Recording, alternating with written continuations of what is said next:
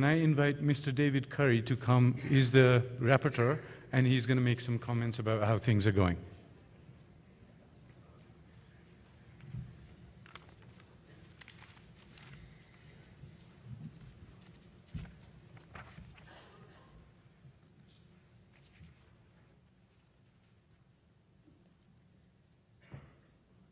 David, you want this? Okay, yes.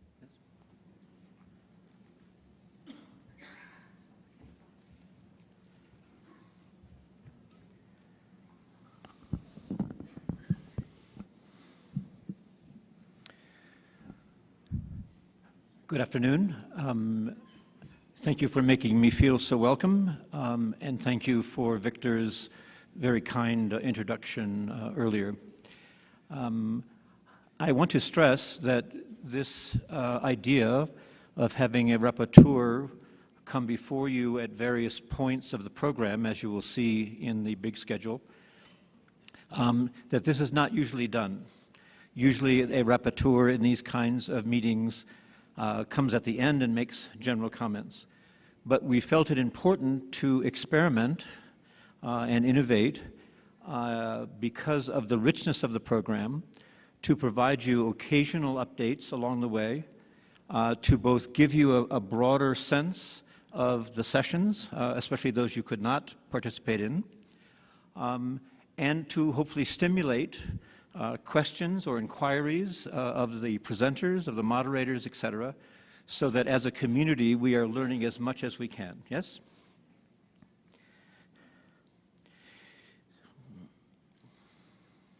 So because this is new, I wanted to spend just a few moments on some background. First of all, the mandate of my role as rapporteur is to function as an independent agent and to observe and not take a position, but try to report back to you in a meaningful way the progress of the symposium, to inform you about key issues and evidence and insights, to help your understanding, coherence, and appreciation. Of course, to be responsible for creating a final report of the symposium and make sure that all documentation is captured and archived properly. And for reference, this mandate was approved by the Exec Com of the IRCT. The process, just to be transparent, you know that each of the sessions you have been in this morning has been organized by a moderator, and the IRCT staff has provided the note takers that were in your sessions.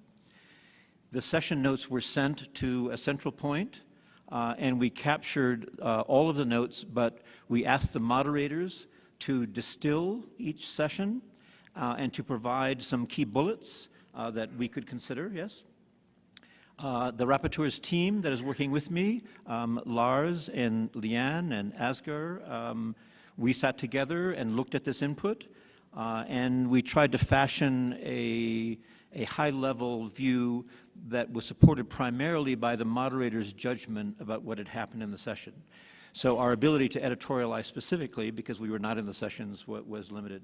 But again, this is indicative, it's not exhaustive, and it's again for your understanding, coherence, and appreciation. Yes? I want to share some perspectives because I am coming from outside the movement. And the first perspective is from Suzanne Jabour's speech last night at the wonderful opening ceremony.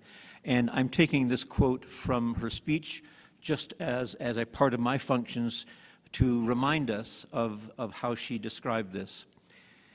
This symposium is being held with the conviction and aspiration to create a platform for dialogue, for knowledge, for learning to advance the provision of rehabilitation. It is to share knowledge and learn from each other.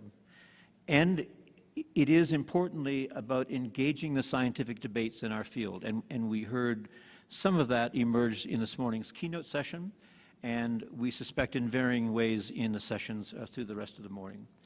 But the most important point is that all of our gathering and all of this effort in the symposium is to the very last phrase, to ultimately benefit the victims of torture. Another perspective I'm bringing is in my preparation for this role, I read through many copies of Torture Journal. And I make special note of this copy, the volume 26, number 1 from earlier this year, because the scientific articles in this version, I happen to have it here, were, for me, a very important milestone, and I'm sure that you probably do read the journal. But these 3 articles, looking at the status of evidence across the field, I felt represented a very interesting and compelling snapshot, both in terms of good work that is ongoing and that is represented by the literature reviews, et cetera, that are expressed there. I believe Nimisha is in the audience. I was particularly taken with the Cochrane view there. So I share that as a perspective because this, among other readings, provided a good milestone for me. Yes?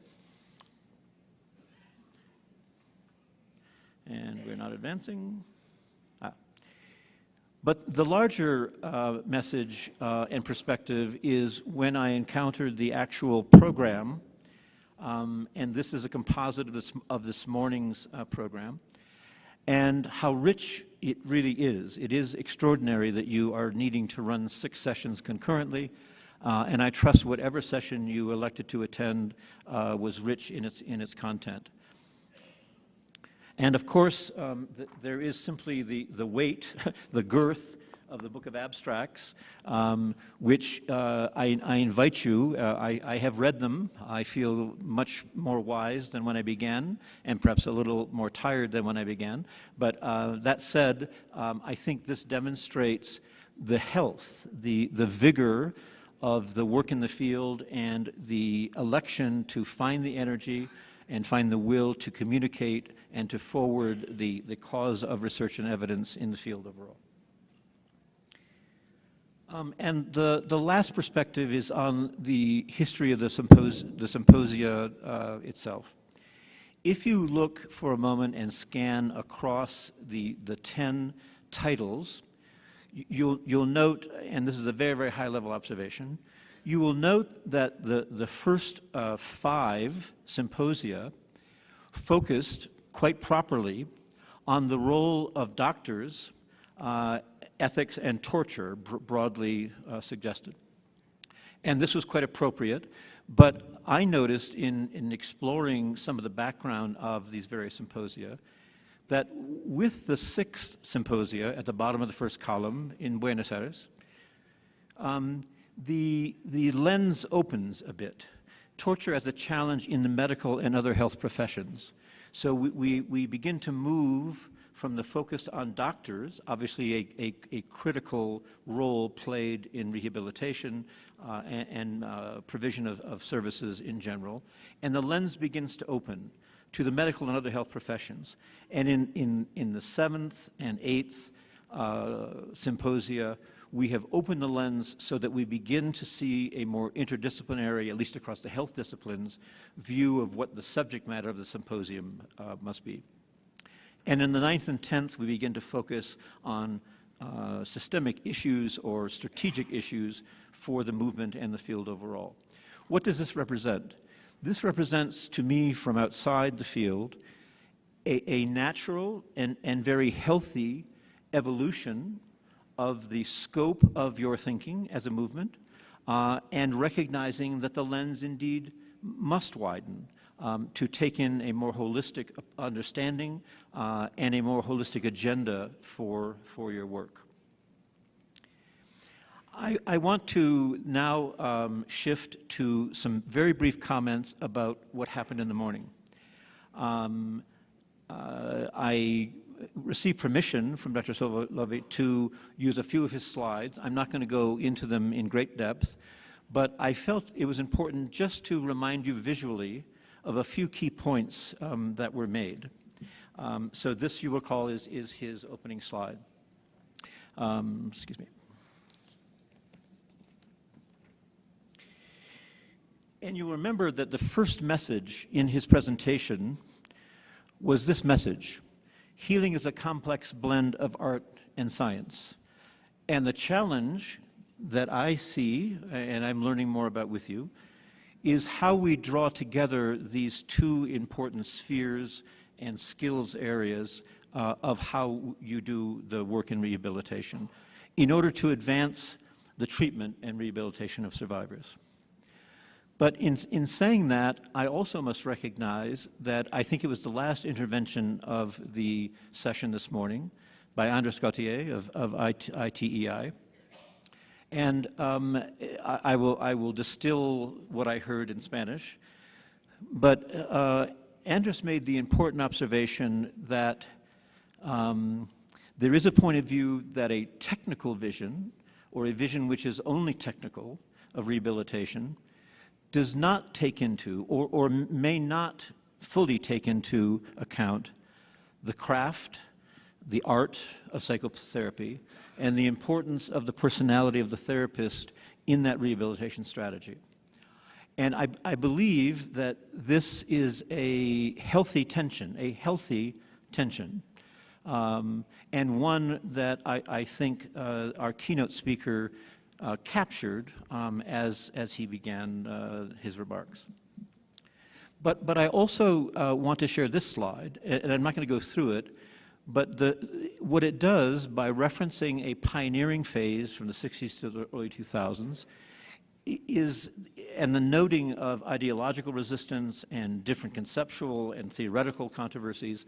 These are what I will say are the normal and healthy, the expression is growing pains of a discipline that is exploring how to serve and properly and fully rehabilitate torture victims, and exploring the various modalities that may work, and watching for the results in the persons that are being served.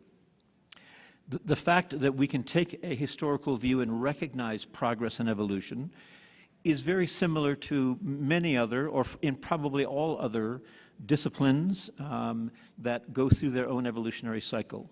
So my observation from the outside is that this is healthy, normal, and is a sign of the vigor of your work, and another reason to be happy to be here in Mexico City.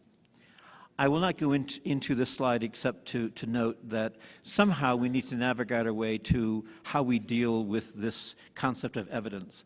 And however we might define it, it is a fact in the world, and I thought this slide was a helpful way to capture that. Of course, there needs to be a practical way forward. How do we marry these two, not exactly contending, but complementary views of the work, so that we can move forward as a community? I also wanted to share a quotation that occurred in a conversation a few days ago that I thought to include and have permission to include, because I thought it was a powerful way to capture the opportunity. And I will hope this goes forward. And this is from Yadira, who may be here in the audience, I hope. And the way I heard it in the conversation, and it was further to this concept that I've just been discussing, there are many ways of truth and knowing.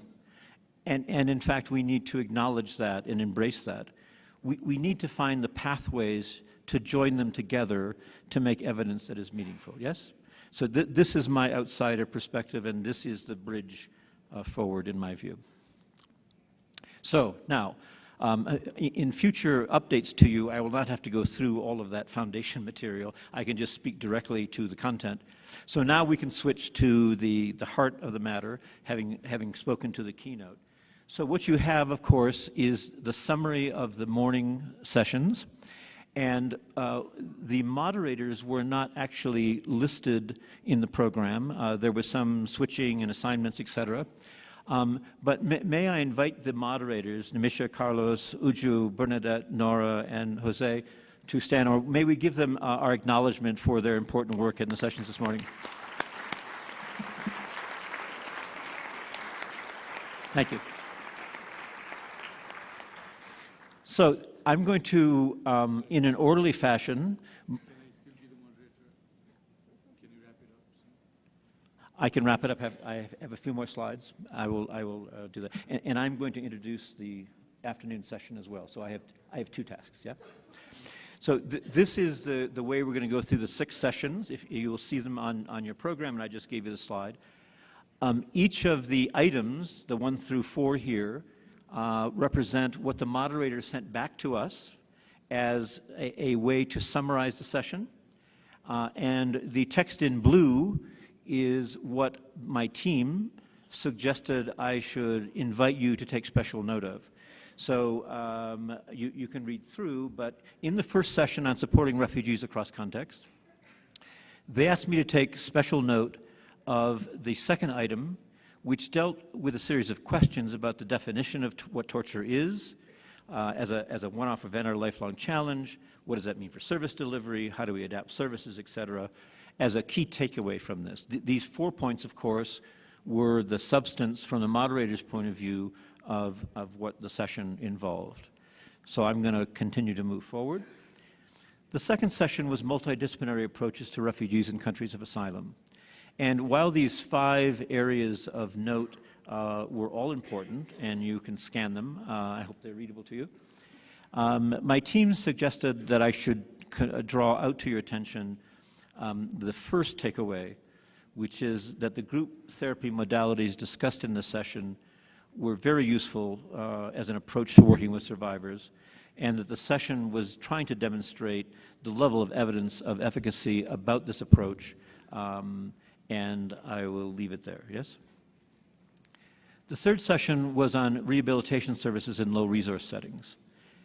And the moderators sent back to us these 5 broad perspectives, and you will see a little bit of variation moderator to moderator in terms of how extensive it is, and I'll let this sit for just a moment so you can scan. But I was invited to bring to your attention item 3 and number 5.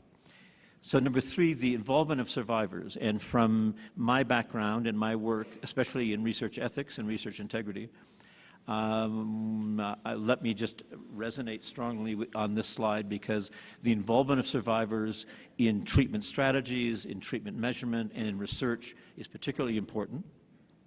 And the notion of ethics and research, I think, is terribly important, again, observing from outside, because the strategic direction that you have adopted, at least that IRCT has adopted, and I think the movement is probably embracing by what I can see in this audience, suggests that an important framework and grounding in ethics is important to move forward on the evidence front. Yes? The next session was identification and access to protection and services for asylum seekers. Again, the moderator sent back these 5 points. And I was invited by the team to verbalize about 4 and 5. And this dealt with vulnerability guidelines and expert medical assessments, and the importance of flexibility and sensitivity, and a strong call for collaborative work with immigration authorities while remaining client-centered in the work. Yes? The next session was about Guantanamo Bay and the challenges there, and the first 2 points were identified for me to share with you in particular. The first around the very difficult problem that the denial of rehabilitation and basic medical care is amounting to torture, and an important discussion around that in the session. And second, what the international community can do in terms of claiming accountability at the individual level and the actual responsibility for the whole phenomenon of Guantanamo Bay, a very complex problem, and not the least element of which is the collusion, insofar as it's going on, of health professionals in this, and the denying of the basic access to rehabilitation. And the last session of the morning was on complex sequelae of torture. And in this case, the team asked me to note all 3 because of the important clinical nature of this. First, around the studies establishing high levels of PTSD and depression, not surprising, I suppose. The emphasis on the physical and psychosocial symptoms, which we see but are often not studied. And last, a multidisciplinary approach. If there's one theme that I think comes out from across these sessions recurring is a holistic and multidisciplinary approach seems to be one theme that's emerging as I'm looking through this. So that's a very high-level snapshot of what the moderators sent back to us. And because this is experimental, I want to make sure that you feel invited to share with me, or share with Lars, or Leanne, or Asger, any perspectives that you may have on whether this was useful or how it could be more useful. What we have tried to do is provide you with a very high-altitude snapshot to help you appreciate what happened at a very high level in the other sessions. I hope it was useful. My other function here is to provide the preview for the afternoon session. You can certainly navigate the large program sheets, but this is the summary. And I wanted you to be aware of the moderators who will be moderating these sessions. And I'm sure you've already registered for the session that you'd like to be involved in.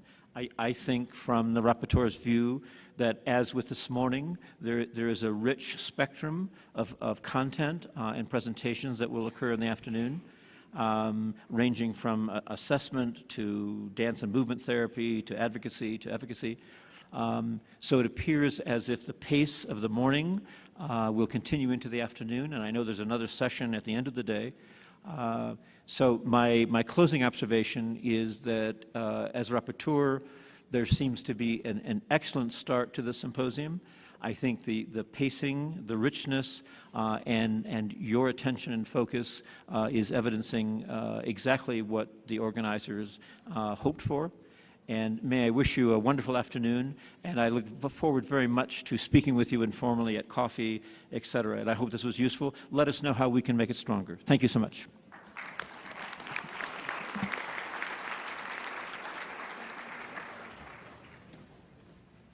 Okay, I can feel the hint of people needing coffee. Thank you very much.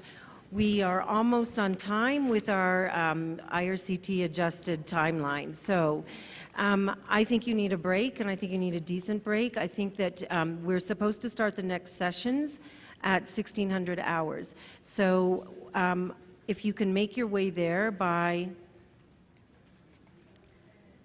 5, let's say 10 after, and we'll just shorten the last break of the day. So if you can go have your coffee, you know where the session rooms are by now, and I really thank you for your patience. We really won't have this problem tomorrow. So stretch your legs, get some coffee or juice, and we'll see you soon. Thank you.